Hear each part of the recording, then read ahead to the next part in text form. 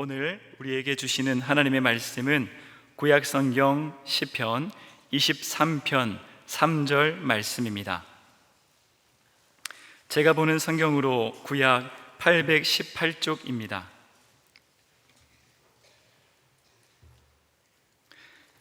함께 봉독하겠습니다. 내 영혼을 소생시키시고 자기 이름을 위하여 의의 길로 인도하시는 도다. 아멘. 로잔 세계 복음화 대회에서 중국의 조지 첸이라고 하는 사람이 간증을 하는 순간이 있었습니다. 조지 첸이라고 하는 사람은 중국 공산당 간부의 아들로서 아주 부유한 가정 환경 가운데서 자랐던 사람입니다. 그런 그가 어느 날 예수 믿는 사람에게 복음을 전달받았습니다. 그리고 그도 예수를 믿게 되었죠. 그리고 그 후 그가 예수님을 믿는다는 그 이유로 그는 감옥에 갇히게 됩니다. 그러나 감옥은 조지 첸의 이 육신을 가둘 수는 있었지만 그가 예수님을 향한 사랑과 열정과 그 소망까지는 가둘 수 없었습니다. 그래서 조지 첸은 만나는 사람들마다 예수를 증거하게 됩니다. 그러자 그곳의 간수장이 이 사람은 전염병 같은 존재이기 때문에 다른 사람들과 함께 있어서는 안 된다 하여서 그를 혼자 두기로 결정을 합니다. 그리고 사람들이 가기를 기피하는 인분을 치우는 곳에 이 조지 첸을 보냅니다. 푹푹 찌는 그 날씨 가운데 계속해서 피어오르는 인분의 악취는 정신까지 혼미하게 만들었습니다. 인분 위에 발을 딛고 있노라면 발이 곧 썩어 들어갈 것만 같았습니다.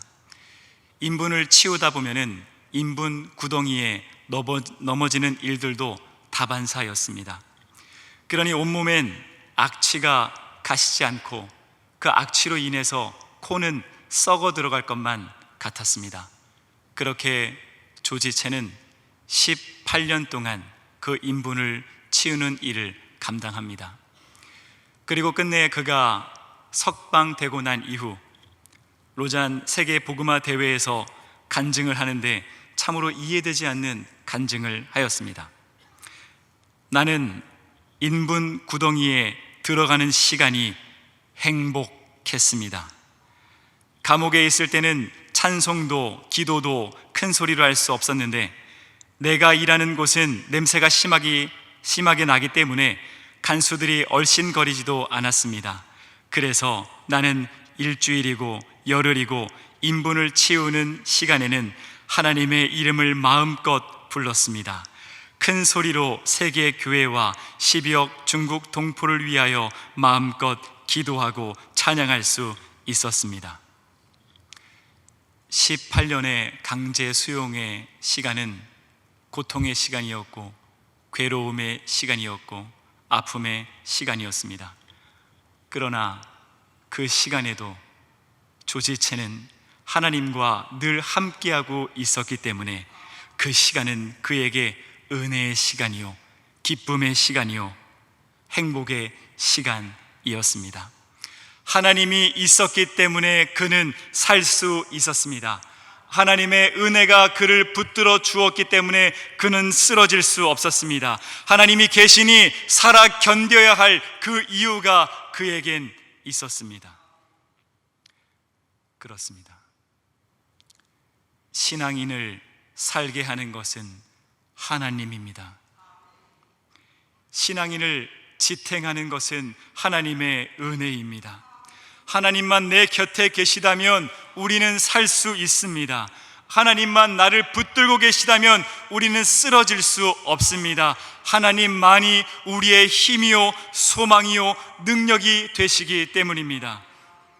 나를 살게 하시는 이 하나님의 은혜가 나를 견디게 하시는, 나를 이기게 하시는, 나를 꿈꾸게 하시는, 나를 다시 살게 하시는 이 놀라우신 하나님의 은혜가 저와 여러분들 삶 가운데 늘 함께하게 되기를 간절히 바랍니다.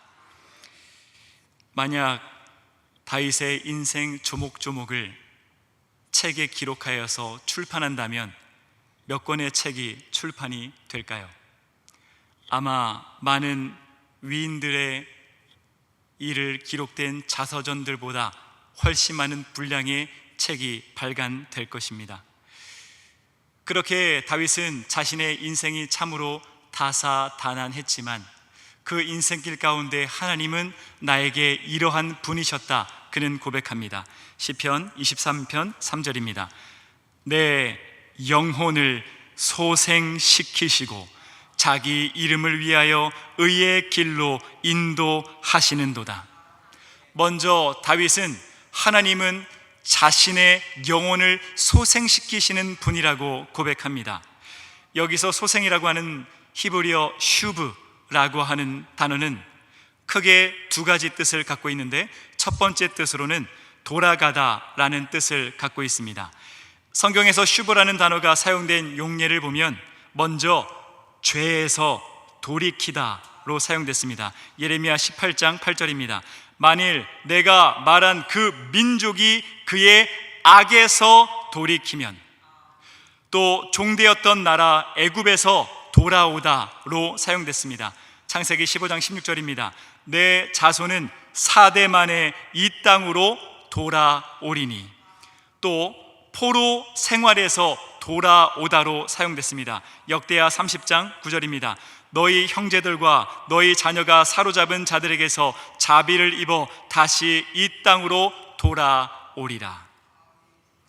여러분, 죄는 우리를 하나님에게서 멀어지게 만듭니다. 왜냐하면 죄에서 가장 멀리 계신 분이 바로 하나님이기 때문입니다.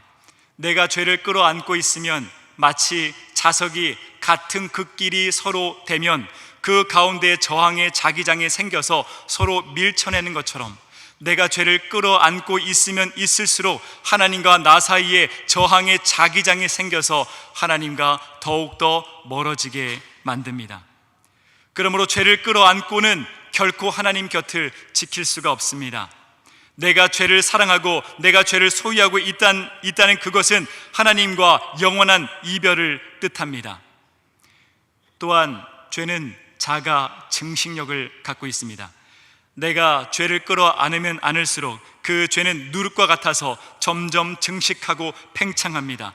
그리고 이내는 나를 덮어버릴 만큼 더욱 거대해집니다. 그러면 그 지배는 점점 나를 지배하기 시작합니다. 그리고 나의 상전 노릇을 합니다. 그러면 나는 죄의 노예가 되어버립니다.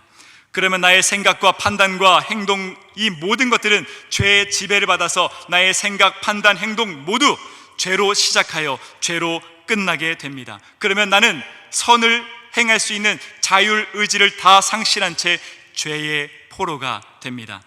죄는 나의 의지에 발목에 무거운 족쇄를 채웁니다. 그러면 나는 이제 죄의 땅을 떠나서 하나님의 땅으로 가고 싶어도 무거워질 대로 무거워진 나의 의지는 죄의 땅에서 조금 더 벗어나지 못한 채 그 죄의 땅에 주저앉아 버리게 만듭니다. 그리고 죄는 우리의 영혼을 갉아먹기 시작합니다. 죄의 무자비한 그 이빨은 우리의 영혼을 찢기고 찢겨 끝내는 우리의 영혼의 생명마저도 빼앗아 갑니다. 다윗이 그러했습니다. 다윗은 하나님 앞에 너는 내 마음에 합한 자라고 하는 전대미문의 사랑과 칭찬을 받았던 사람입니다. 그러나 그의 인생의 고난이 끝난 후, 전쟁이 끝난 후 평온이라고 하는 시험, 안락이라고 하는 시험, 휴식이라고 하는 시험, 나태라고 하는 그 시험을 그는 이기지 못한 채 믿음의 경계심은 와르르 죄 앞에 무너져 내렸습니다. 그리고 하나님께서 가장 아파하시고 슬퍼하시는 간음죄를 그가 저지르게 됩니다. 그리고 안타깝게도 다윗은 그 죄를 끌어안았습니다. 그리고 가장 가까이에 있었던 다윗은 하나님과 가장 멀어지기 시작합니다. 그리고 그의 영혼은 죄에 잠식되기 시작했고 죄의 노예가 되었고 죄의 무자비한 이빨에 다윗의 영혼은 갈기갈기 찢기게 되었습니다. 그러자 다윗의 영혼의 눈은 멀어버리고 귀는 막히고 다리는 묶였습니다. 그러자 하나님을 더 이상 의식하지도 않았고 하나님을 두려워하지도 않았고 하나님을 찾지도 않았습니다. 그러자 기도의 사람이었던 다윗의 기도의 입술은 단단하게 닫혀 버렸습니다. 그럼에도 불구하고 다윗은 끝까지 죄를 끌어안았습니다. 죄를 빼앗기지 않기 위해서 거짓을 더하고 살인을 더하고 뻔뻔함을 더했습니다. 그렇게 다윗의 영혼은 마지막 숨을 몰아쉬고 생명을 잃었습니다. 그리고 모든 것이 끝난 것 같았습니다. 그러나 다윗은 끝났어도 하나님은 끝나지 않았습니다. 다윗이 하나님을 찾지 않자 하나님이 다윗을 찾았습니다. 하나님은 다윗에게 나단을 보내어서 지금 다윗이 어디에 서 있는지, 얼마나 하나님과 멀리 떨어져 있는지, 얼마나 죄의 노예로 살고 있는지, 죄의 포로로 살고 있는지, 다윗의 영혼은 생명을 잃어서 모든 영적 감각을 다 상실했다는 그 사실을 각성시키셨습니다. 그리고 나단의 불호령과 같은 그 설교를 듣자 다윗은 드디어 기도의 입술을 엽니다. 시편 51편 10절 말씀을 함께 읽어보겠습니다. 함께 읽겠습니다. 시작.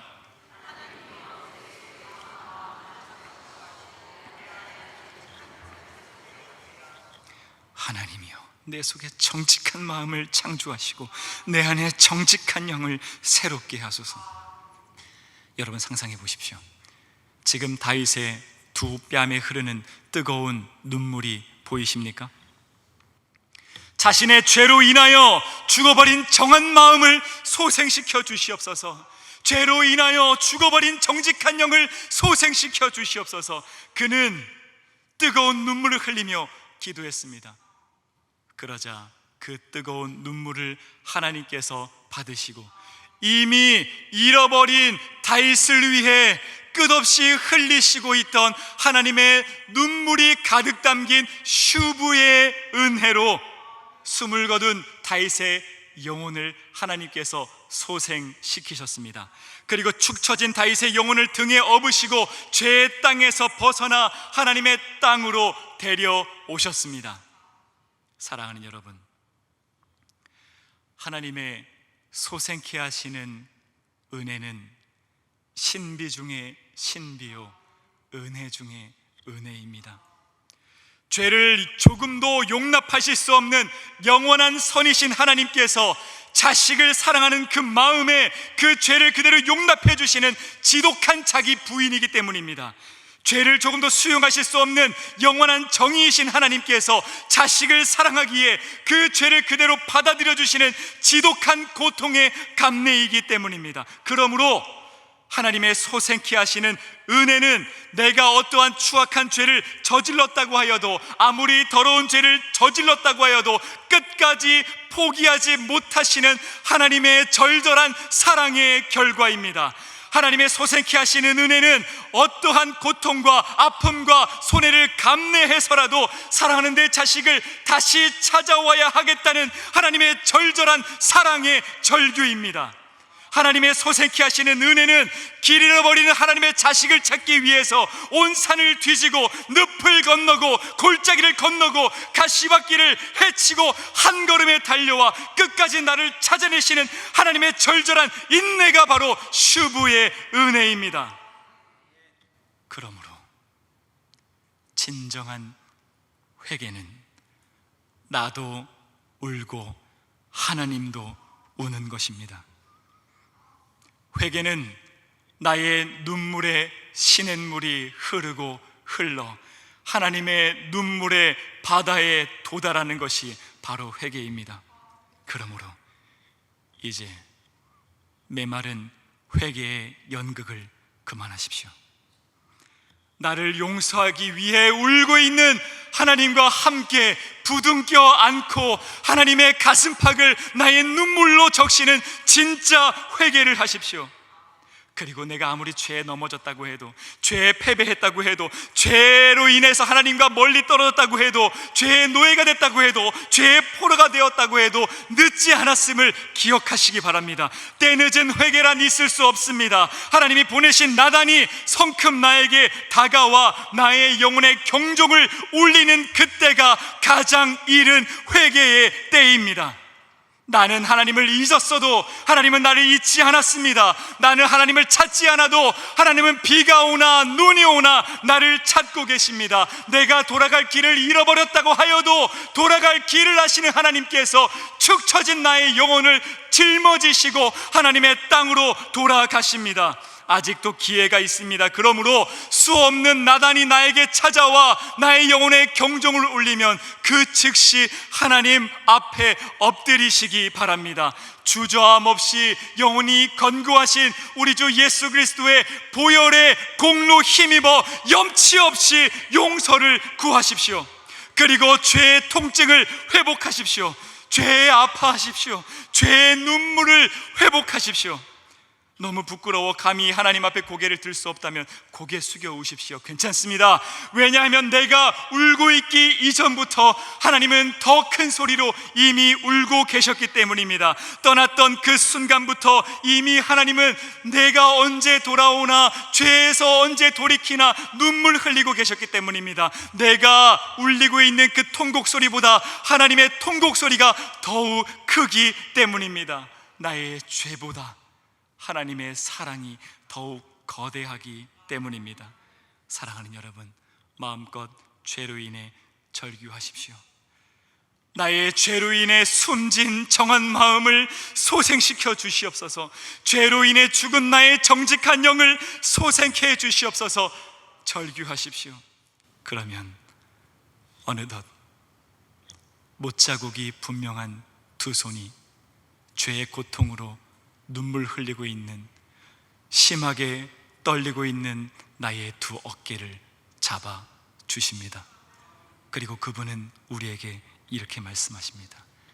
내가 이미 너를 용서하였노라. 내가 너를 포기하지 않았노라. 내가 너를 소생케 하노라. 그러니 다시 일어나거라. 다시 해보자. 다시 달려보자. 다시 이겨보자. 주님은 말씀하십니다. 여러분, 이것이 바로 우리의 영혼을 소생케 하시는 하나님의 슈브의 은혜입니다. 우리가 이 은혜를 기억한다면 우리의 회개가 어떻게 가벼울 수 있겠습니까?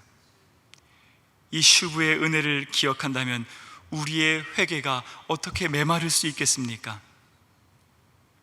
이 하나님의 눈물의 은혜를 기억하여서 저도 여러분들도 날마다 죄의 자리에 일어나서 다시 한 번 더 믿음으로 도전하는 삶을 살아가시기 바랍니다. 그래서 생명이 다하는 그날까지 힘써 믿음의 진격을 하고 또 하여서 하나님의 나라에서 부름의 상을 받아 이제는 회개의 쓰디쓴 눈물이 아니라 승리자가 흘리는 승리의 찬란한 눈물을 우리 하나님 품 안에서 마음껏 흘리는 은혜가 있기를 간절히 바랍니다.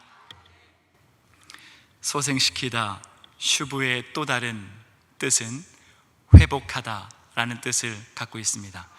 그래서 영어 성경 NASB를 보면 restore라고 번역했습니다. 뜻은 복구하다라는 뜻을 갖고 있습니다. 그렇습니다. 우리 하나님은 우리의 영혼을 복구하시는 분이십니다. 우리는 한시도 눈물 마를 날 없는 이 인생길을 늘 담대하고 당차고 힘있게 살기를 바라지만 우리는 그만큼 강하지 못합니다. 우리의 의지는 견고하지 못하여 어느 때는 담대하다가도 어느 때는 힘이 넘치다가도 우리의 인생의 풍파와 질병과 아픔과 고난이 성큼 다가오면 우리의 영혼은 마치 롤러코스터를 타듯이 오르락 내리락 하는 것이 우리 믿음의 상황입니다. 우리가 다윗을 떠올릴 때 가장 동경하고 사랑하는 모습은 어떤 모습입니까? 적은 나이에도, 작은 체구에도 충만한 나이인 거대한 거구를 이룬 골리앗을 향해서 조금도 주저함 없이 당차게 진격하여서 물맷돌을 돌리는 그 모습을 우리는 동경하지 않습니까? 그러나 그런 다윗도 불청객처럼 찾아오는 인생의 고난과 아픔으로 인하여서 시시각각 그는 고통하고 아파하고 우울을 겪었습니다. 그럼에도 불구하고 다윗은 어떻게 그 고난과 그 아픔과 질병의 늪에서 다시 일어나 담대하게 믿음을, 행진을 걸어 나아갈 수 있었을까요? 다윗의 시편 속에서 그 방법을 찾아낼 수 있습니다. 시편 150편 가운데 다윗은 73편이나 되는 시편을 기록했습니다. 그리고 다윗이 기록한 그 시편 각 편들을 보면 곳곳에 다윗의 눈물 자국이 가득하다는 것을 발견합니다. 그는 시편의 시작을 이렇게 합니다. 여호와여, 나의 부르짖음에 귀 기울여 주소서. 내가 수척하고 나의 뼈가 떨립니다. 어찌하여 멀리 계시며 어찌하여 나의 환난 날에 숨으셨나이까? 나를 잊으셨나이까? 내가 밤에도 낮에도 부르짖나이다. 내가 물같이 쏟아졌나이다. 내가 밀랍같이 녹았나이다. 다윗이 그 인생길 가운데 가장 행했던 믿음의 태도는, 위대한 믿음의 태도는, 그는 인생의 고난이 찾아오면, 영혼이 파괴되고 부서질 것 같으면 그는 즉시 하나님께 피했다는 사실입니다. 그래서 하나님께 피하여 눈물 콧물 쏟아내며 성대에 연골이 찢기듯 피를 토하며 그는 부르짖고 부르짖었습니다. 그러며 하나님 품 안에서 눈물 콧물을 쏟아내며 눈물을 흘렸던 사람이 바로 다윗입니다. 그리고 그는 하나님 앞에 힘껏 울고 나면 그는 이렇게 고백하였습니다. 내가 평안히 눕고 자겠나이다.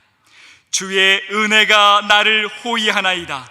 지존하신 여호와의 이름을 찬양하라. 내가 흔들리지 아니하리이다. 내게 충만한 기쁨과 영원한 즐거움이 있나이다. 너는 여호와를 기다릴지어다. 여호와를 영원부터 영원까지 송축할지로다. 아멘, 아멘. 다윗의 눈물과 통곡의 계곡 끝은 평안이요 기쁨이요 송축이었습니다. 다윗의 영혼이 복구되는 은혜의 씨앗은 다름 아닌 눈물의 씨앗이었습니다. 그렇습니다. 우리 하나님은 하나님의 자녀들의 눈물을 단 한 방울도 손해 없이 주의 병에 담으시는 분이십니다.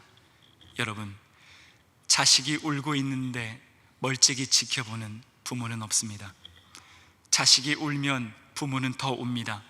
자식이 아프면 부모는 더 아픕니다.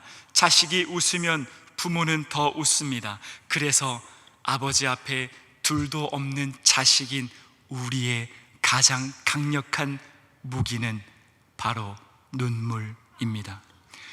그래서 하나님 앞에서 흘린 하나님의 자식들의 눈물은 기독교 역사의 홍수를 이룹니다. 기독교 역사는 하나님의 자식들의 눈물의 역사라고 말해도 과언이 아닙니다.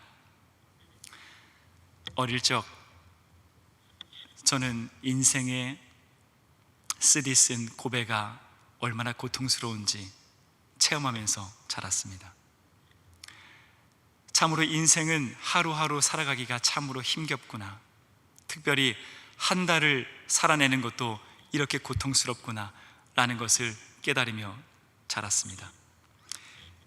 매월 말일이 가까우면 저희 어머니의 전화는 불이 났습니다. 전화번호부를 힘써 뒤지시고 어머니는 전화를 걸어 늘 이렇게 말했습니다. 언니, 나 돈 좀 빌려줘. 금방 갚을게. 동생아, 이번만 얼마 좀 빌려줘. 다음 달에 갚을게. 형님, 미안한데 다음 주에 드릴 테니까 얼마 좀 빌려줘요. 한 달을 살아내기 위해서 여기저기 전화해서 하소연하고 부탁하며 땅이 꺼져라 한숨을 쉬는 어머니의 모습을 보니, 도저히 빌리기가 어려워지면 주저앉아 하염없이 울고 있는 처량한 어머니를 보니, 차, 인생은 고달픈 것이구나. 고작 한 달을 살아내는 것도 이렇게 고달픈데 1년을 살아내는 것은 참으로 고통이겠구나, 저는 깨달았습니다. 잠을 줄이고 줄여도, 먹을 것을 포기하고 포기해도, 입는 것을 포기하고 포기해도, 아름다워지는 것을 포기하고 포기해도 가난에서 벗어나지 못하는 냉혹한 현실 앞에 어머니는 날마다 눈물의 잔을 배부르게 마셨습니다. 그런데 이 시기에 참으로 놀라운 마법 같은 일을 제가 경험했습니다. 그렇게 실컷 울고 실컷 한숨을 쉬던 어머니는 일을 마치시면 기도하는 자를 위해서 열어둔 어두운 예배당을 홀로 찾으셨습니다. 그리고 한참이 돼서야 돌아오셨습니다. 그리고 얼마나 우셨는지 눈은 퉁퉁 부어 있었고 코는 딸기코처럼 변해 있었습니다. 그리고 다음날 아침이 밝으면 아침밥을 준비하는 소리가 들립니다. 그런데 기름과 영혼이 섞일 수 없는 물처럼 눈물과 영혼이 섞일 수 없는 소리가 들려옵니다. 주께 두 손 모아 비나니 크신 은총 베푸사. 꼭 이 노래가 들려왔습니다. 어머니는 실로 어젯밤의 모습과 완전히 다른 사람이 되어 있었습니다. 실컷 울고 한탄하고 고통하고 좌절하시던 분이 어느덧 영혼이 복구되어 콧노래를 부르며 하나님의 사랑과 그 은혜를 노래하는 분으로 바뀌어 있었습니다. 그래서 제가 어릴 적 기억하는 교회란 곳은 인간을 개조하는 곳으로 기억합니다. 제가 교회를 정의 내렸던 그 정의는 실컷 우는 장소였습니다. 실컷 울며 들어가 영혼이 복구되어 웃으며 나오는 신비로운 곳이었습니다. 그렇습니다. 교회는 우는 곳입니다. 누구에게도 말 못하는 아픔과 슬픔과 고통과 괴로움을 하나름 안고 나와 아파품에 안겨 마음껏 고자질하고 하소연하고 통곡하고 눈물 콧물 쏟아내는 곳이 바로 교회입니다. 그렇게 울다 보면 하나님은 나를 안으시고 이렇게 말씀하십니다.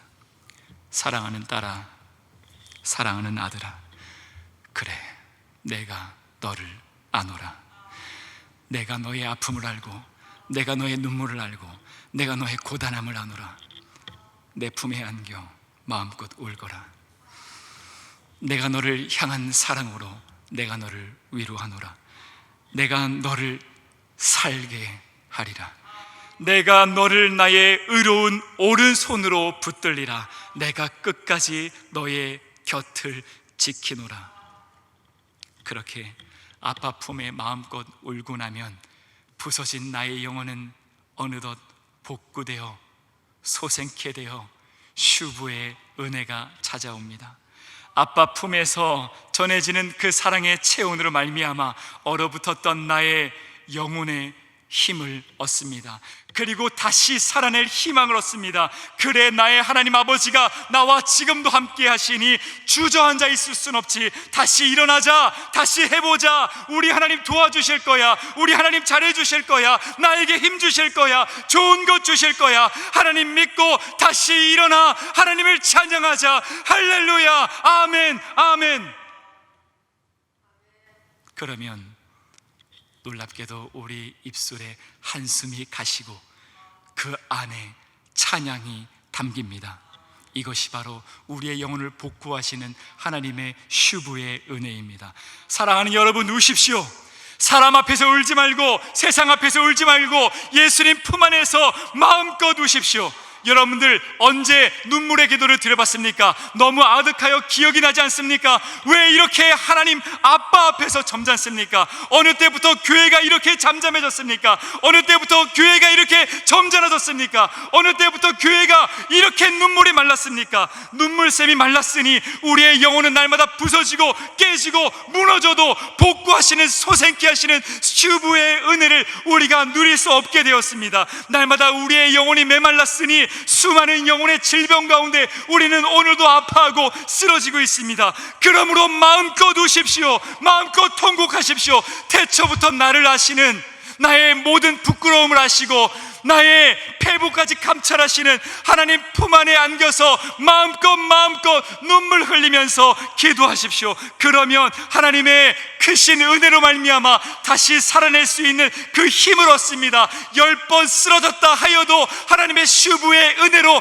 10번 다시 일어나 소망으로 아빠 힘있고 나아갈 수 있는 희망과 소망과 그 사랑을 우리가 체험할 수 있습니다. 그러므로 우리가 오늘도 우리 하나님 품 안에서 마음껏 울며 기도하여 적은 나이에도 작은 체구에도 당돌이 물맷돌을 돌리며 진격했던 다윗의 담대함이, 다윗의 당참이 우리와 늘 함께하게 되기를 간절히 바랍니다. 그리하여 우리의 영원한 선한 목자가 되시는 우리 주 예수께서 날마다 우리를 의의 길로 인도하시는 놀라운 지도하심의 그 은혜가 내 생명이 다하는 그날까지 늘 함께하게 되기를 간절히 바랍니다. 기도하겠습니다. 사랑과 은혜가 충만하신 아버지 하나님, 우리는 연약합니다. 우리는 작습니다. 우리는 날마다 넘어집니다. 우리의 영혼을 다시 소생케 하여 주시옵소서. 날마다 주님 앞에 눈물 쏟아내며 주님의 일으켜 세워주심의 그 은혜에 힘입어 언제나 세상을 향해 힘있게 당차게 물맷돌을 돌리며 진격하는 우리 모두가 될 수 있도록 우리의 삶 가운데 찾아와 주시고 인도하여 주시옵소서. 감사드리오며 사랑하는 우리 주 예수 그리스도의 이름으로 간절히 기도드리옵나이다. 아멘.